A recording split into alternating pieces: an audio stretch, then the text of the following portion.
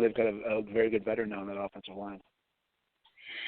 So we had Eric Ebron. He left the Colts and he decided to go with the Steelers. 2 years, $12 million. There's a rumor. We'll call it a rumor because I haven't seen any facts to substantiate this.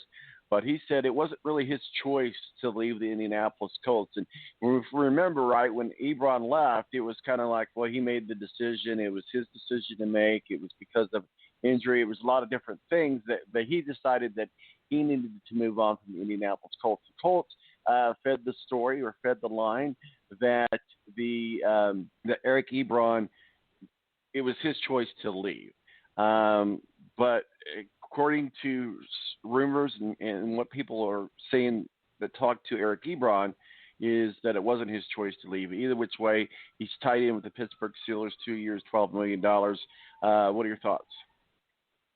So that's a story where the truth is somewhere in the middle, because Eric Ebron technically made his choice when he gave up on the team towards the end of last year and decided to have surgery, which wasn't needed till after the season. That pretty much sealed his fate with the Indianapolis Colts.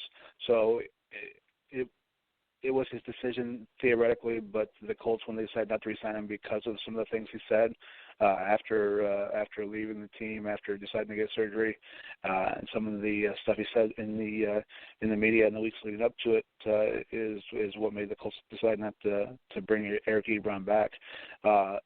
Eric Ebron probably would have flourished with Philip Rivers. He needs a strong, accurate quarterback in order for him to be successful. And he had that with Andrew Luck. He didn't have it with Jacoby Brissett. And he probably would have flourished with Philip Rivers. But he decided to be kind of a douche towards the end of last year and then do some things the team didn't want him to. And so he kind of sealed his fate, at the end of last year. So while it was his decision to move on this out of Pittsburgh, it was his decision because the Colts weren't bringing him back.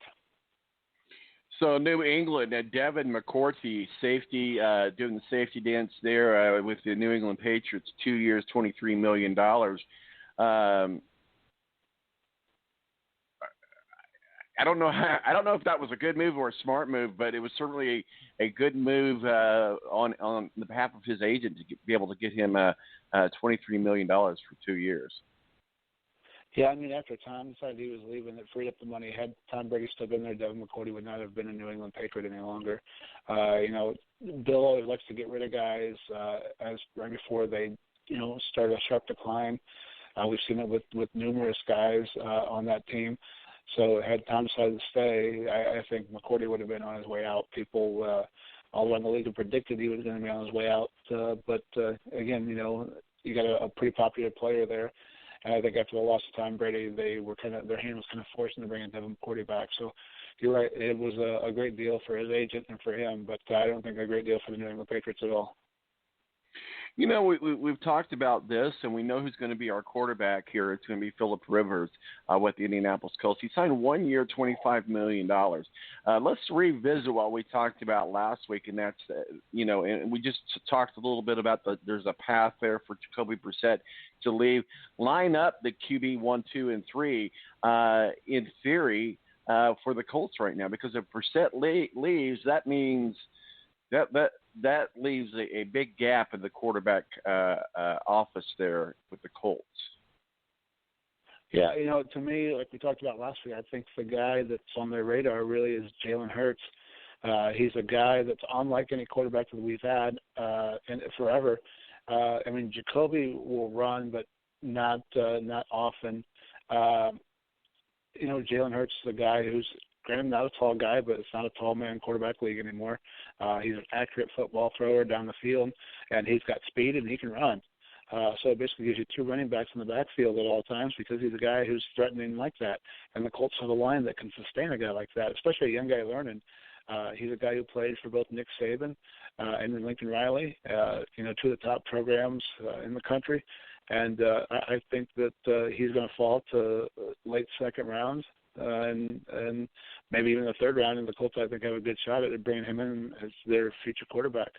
So, and you've got a situation where, you can sit back and just kind of watch and learn for a year. I think it's great for the Colts. So, I do like I like the idea of bringing Jalen Hurts into the fold. Well, I'm optimistic about Phillip Rivers. I know a lot of people around here don't like Phillip Rivers, and they probably don't know why unless they want to go back to the last game at the Hoosier Dome with or the RCA Dome or whatever we called it at the time when he was yelling at the fans and screaming, "I'll be back." I mean, fans hold grudges, but I mean, my gosh, get over it. We got a lot more reason to hate Tom Brady than we do Phillip Rivers, and I'm optimistic that we'll see a better Phillip Rivers in 2020 than we did in 2019, because a lot of people would arguably say that one of the worst offensive lines in the NFL was the San Diego Chargers, and he's going to what one might arguably be to say is shaping up to be one of the best offensive lines in the NFL. That might be a needle mover for Phillip Rivers. Yeah, my concern for Rivers at this point is, I think he can rebound and have a better 2020, but he had so many more weapons with the Chargers than he does now. So if you're the Colts, what are you going to do to address the wide receiver position for Phillip Rivers? Can you pull off a trade for a guy like Mike Williams, who was one of his top receivers last year with the Chargers, who's a fast guy, who's a tall guy? Devin Funchess leaves the team and signs with Green Bay after playing not even a full game. So what are you going to do to address the wide receiver position now that you've decided that Phillip Rivers is your guy?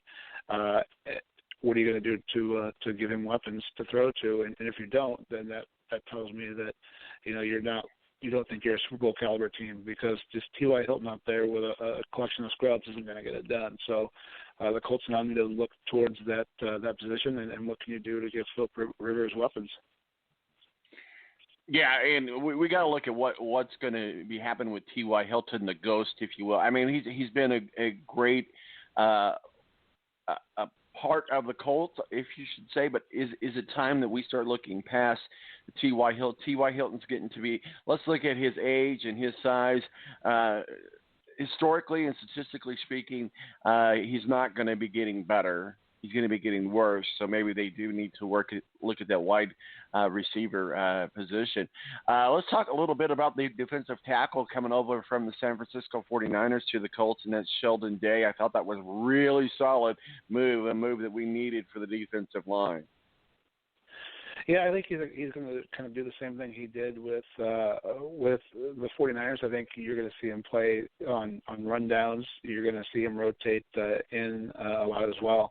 But I don't think he's going to be an every down guy, but he definitely beefs up that defensive line, and he gives you a solid option that's kind of sitting there, on the sidelines when you do have an injury as well. So, it's a good move. They got him at a reasonable price, and he brings some depth to that defensive line now, and especially on rundown. So, I think it was a very good move for the Colts at a very reasonable price. I don't know if you saw Ed's article, but he had an article up this week about Nick Roby Coleman, quarterback for the Philadelphia Eagles. This is a solid move for them. I don't, again, saying if it's a needle move or not, that's the story still to be told. The jury's still out. But 1 year, $1 million, Nick Roby Coleman for the Eagles.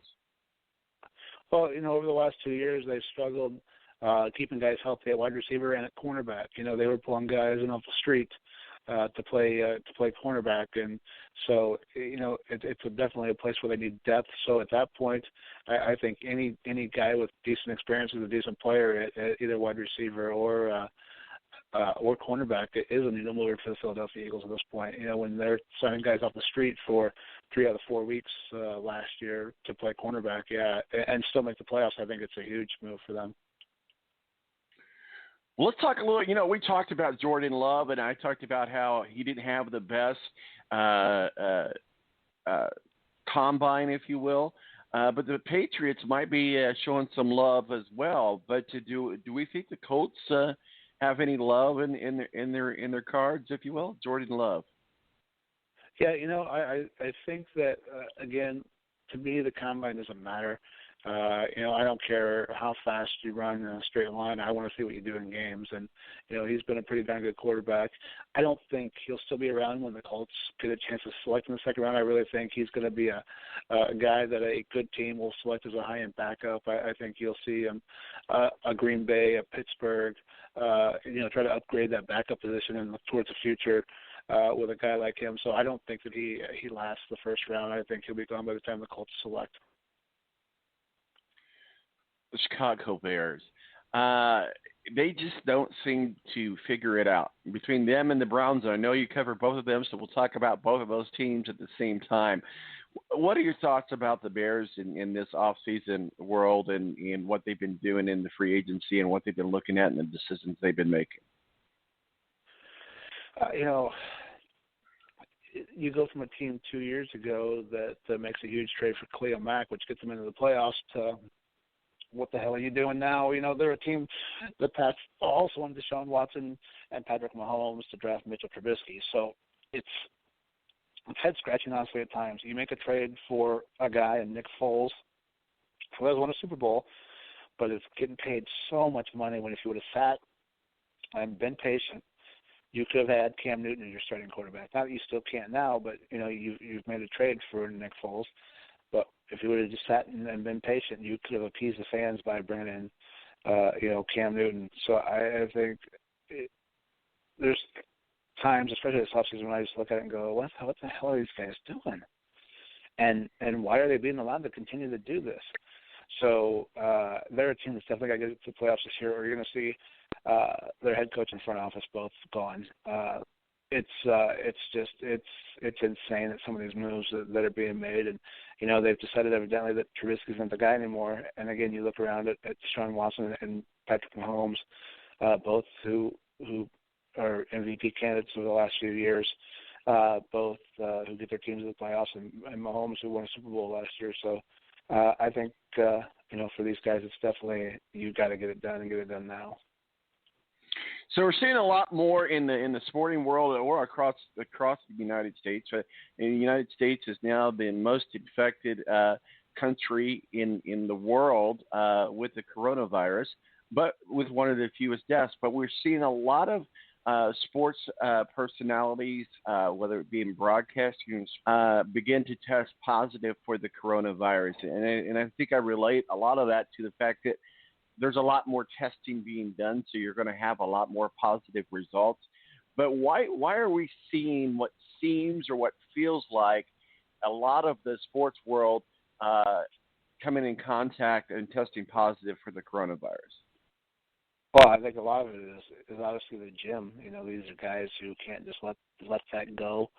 And there's that's one of the worst places to come in contact with it is a gym. I think a lot of it is these guys haven't been able to give up the working out, and that's just what their bodies need and what they do. And so I think a lot of them have come into contact with it in the gym. The couple Lakers that we saw got it from their training facility. So I think these guys not being able to stay out of the gym is the reason you're seeing a lot more guys come up with it and test positive for it. So I guess the question is, because, I've been listening to race car drivers, Tony Kanaan, for example. I listened to an interview with him this week, and he's got he basically replicated his gym at his home.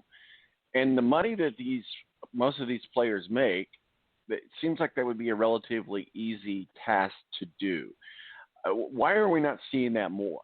They can replicate their gym at home, and probably most of them, it'd probably be easier than others because they probably already have workout equipment at their home. I think a lot of guys probably came into contact before, we really got into this lockdown mode. They came into contact with it before then, and some guys it's just routine. Some of these athletes, it's a strict routine. So, I think you'll see less guys now than you did over the past couple of weeks come up with it, because I think that that move has been made. All the NBA teams in the last week closed their training facilities and aren't allowing guys in there anymore. So I think you'll see less now than we did previous. But before it was just, I think, lack of knowledge on a lot of people's part. So I think we'll see less tests now. So the NBA has kind of said that they're still open to the idea of having a season, and what it looks like and how it may play out is they have a few games and then they just go right into the playoffs. Good, bad, indifferent on that thought? Well, what's the favorite part of most fans, NBA season is the playoffs. I think you'll talk to a lot of casual NBA fans who won't watch the NBA till Christmas, and then, the playoffs. And the playoffs go on, 2.5 months. So I'm okay with it. I think we've pretty much figured out who the best teams are in the NBA. And why not get to it and get going? I think fans are going to eat up whatever sports get started back right away anyway, so they're going to be ready for it regardless of what it is. I never thought I'd be itching